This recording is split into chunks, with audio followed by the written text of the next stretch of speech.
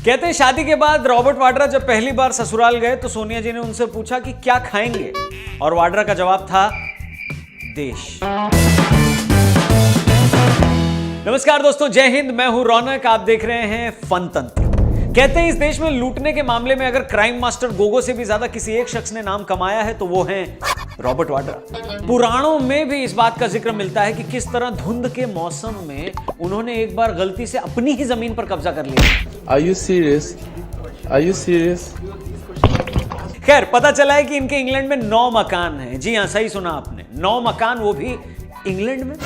मतलब एक बार और अगर यूपीए की सरकार आ गई होती तो वहां की क्वीन भी पगड़ी देकर लंदन में वाड्रा के घर में किराए पर रह रही होती। उस पर भी आप वाड्रा जी का बड़प्पन देखिए, वो मानने को तैयार ही नहीं है कि सारे मकान उनके हैं। और बड़े लोगों की यही खासियत होती है, वो कभी क्रेडिट नहीं लेते।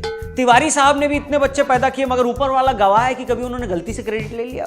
वो तो बाद में अदालत में गवाहियां हुई तो उन्हें मानना पड़ा। इसी तरह वाड्रा साहब भी अपने किसी मकान का क्रेडिट नहीं ले रहे।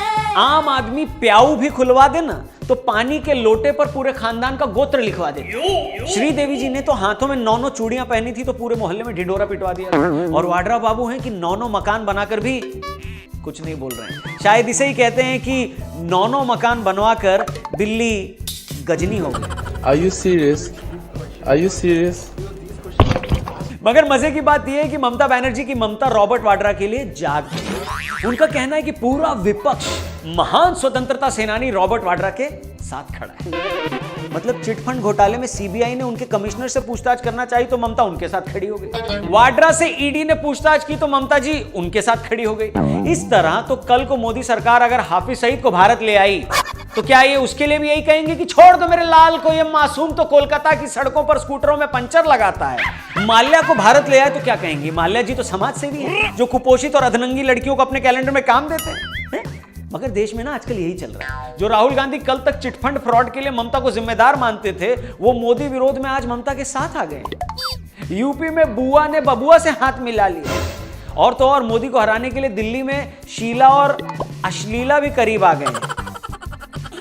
मतलब कल तक जो एक दूसरे को फूटी आंख नहीं सुहाते थे, आज साथ आ गए हैं। और इन सब के बावजूद विपक्ष कहता है कि मोदी बांटने की राजनीति करते हैं। भाई लोगों, इतनी मिलनियां तो नॉर्मल हिंदुस्तानी शादी में नहीं होती जितनी मोदी को हराने के लिए भारतीय राजनीति में हो गई है।